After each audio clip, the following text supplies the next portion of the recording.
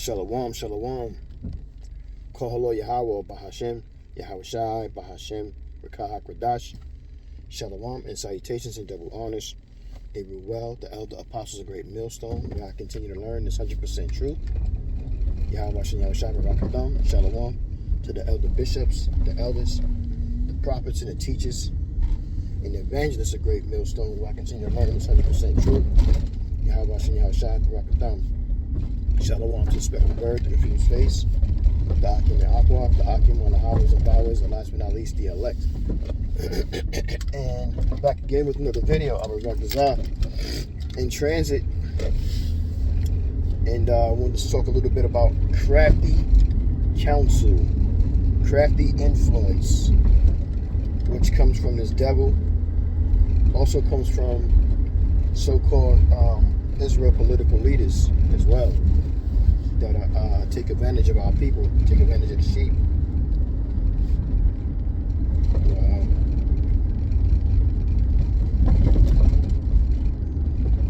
Cops are out here heavy.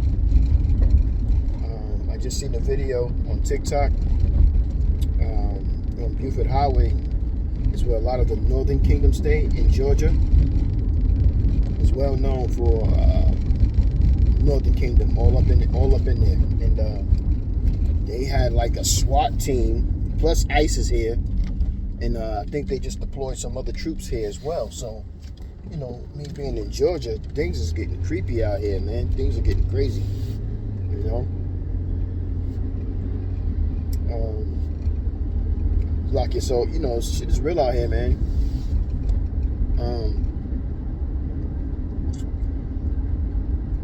Anyway, talk about the crafty counsel.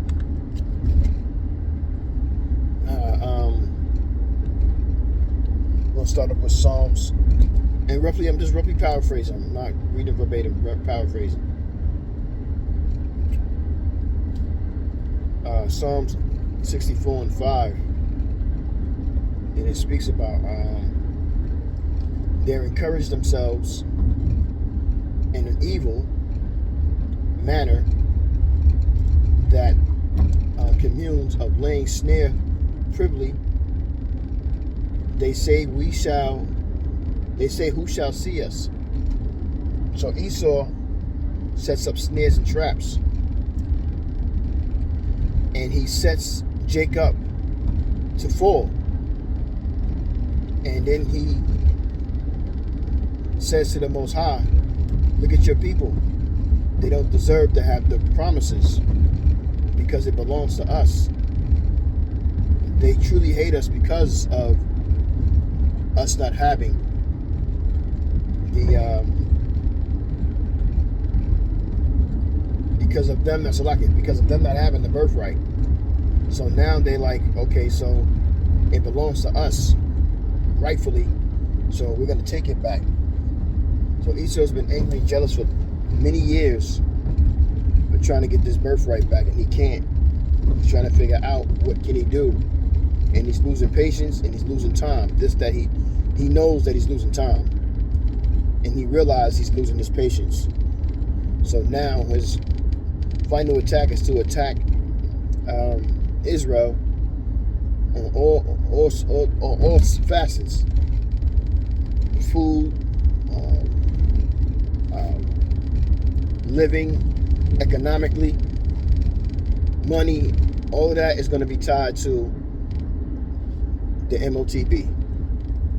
And now these things, that thing is going to be used to put a chokehold on the earth. And Esau's going to be living well off of it for just a little while, not long. Because what's going to happen is he's going to start attacking and making martyrs of Yahweh and Yahweh Shai's elect men. And Yahweh Shai is going to come back and destroy this place in an hour, destroy Esau's kingdom and rulership in an hour. And we're going to put the world back in order under the power of Yahweh Bahashem, Yahweh Shai, and Yahweh Shai, King David and the 12. and then 144 in that order. So, you know, we understand that. We understand that there's a famine of the word, Amos 8 and 11. We understand that there's going to be attack again on the people, on Israel, and that we got to do what we got to do to get ourselves prepared, because, you know, it ain't going to be about food, clothing, and shelter, the essential things. The essential thing is going to be Yahweh wa Yahweh Shai. That's how you're going to be able to live, survive, eat, everything. Having faith in Him and His Son. And you're not going to be able to get around that. And if you already had been practicing the ways of being wicked to not do it, then the Lord is definitely have you set up for destruction. It's just a matter of time. All of this is just a matter of time. Esau's world is coming to an end. Point blank. It's draining in the what do you say?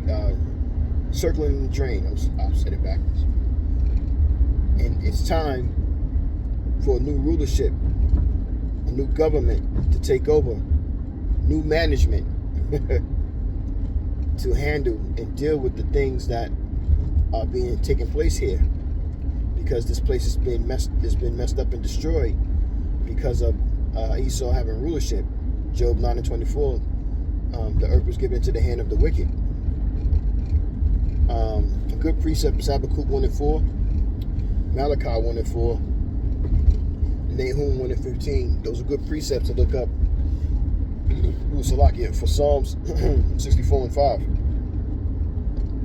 Another scripture is Psalms 83 and 3, which is should be a familiar scripture to most that, you know, listen and read and know the scriptures or understand the scriptures, because it's a cornerstone in understanding who you are and who your enemies are.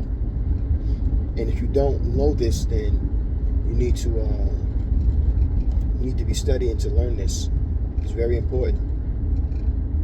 It's Hebrew Israelite 101 to know who you are and who your enemies are. That way you can understand prophecy better, because it's all about the prophecies, and the elect is all about the prophecies. And the volume of the book is of Yahweh Shai, who is also about prophecies. And it says, they have taken crafty counsel against thy people. So you need to know who thy people are. They consulted against the hidden ones. And you need to know who are the hidden ones. Again, Job 9 and 24. The hidden ones, the saints. There's other scriptures too that talks about that, but you need to know about that.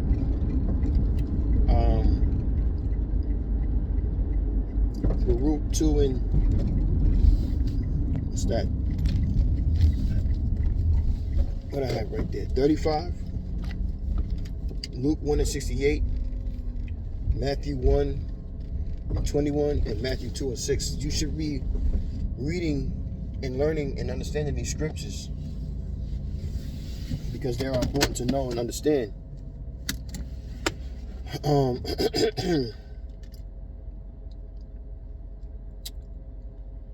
Wisdom of Solomon 4 and 12. For the believing, for the bewailing of naughtiness doth obscure things that are honest, and wondering of the concupiscence doth undermine the simple mind. So basically it's saying that the wicked takes advantage of the simple mind, the meek who don't know, and they constantly are striking and attacking you when you don't even know, like a good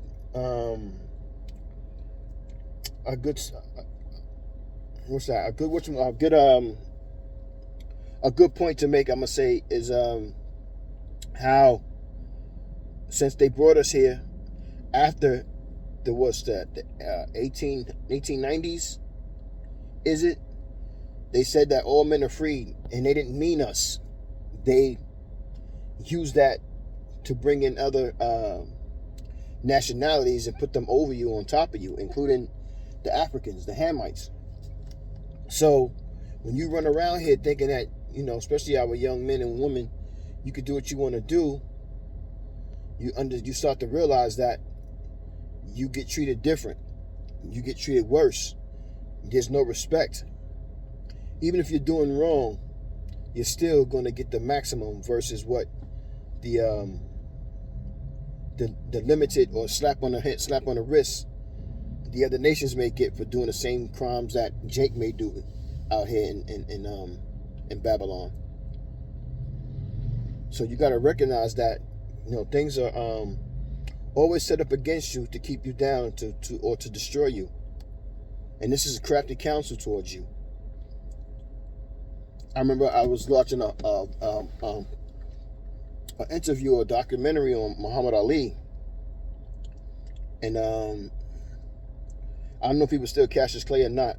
I believe he was Muhammad Ali already, and he was already a champion. And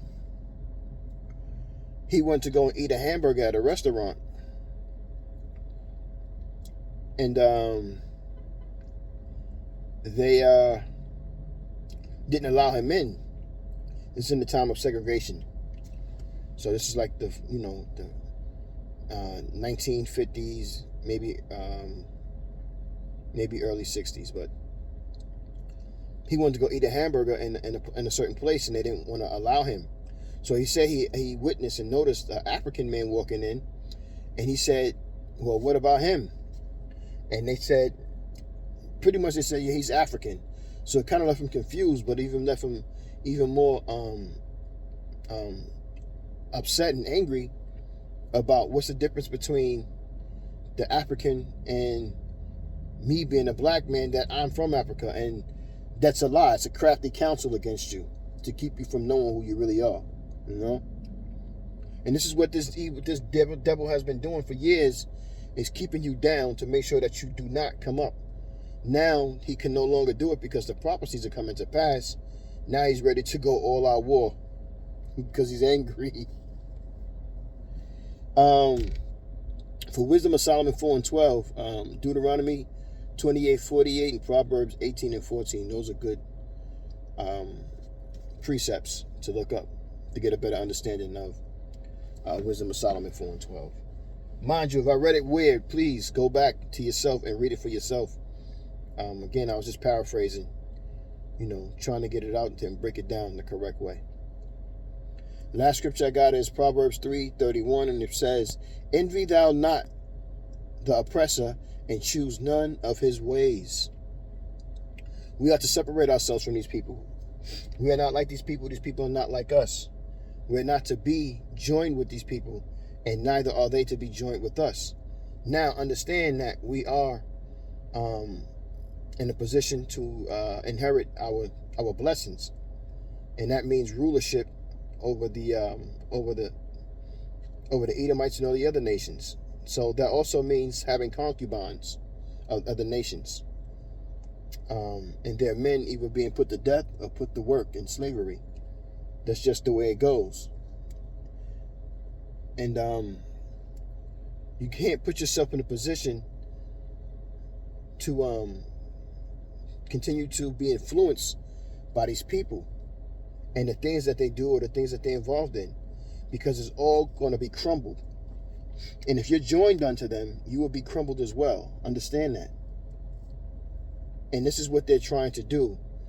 It's like, I don't know what these analogies, but they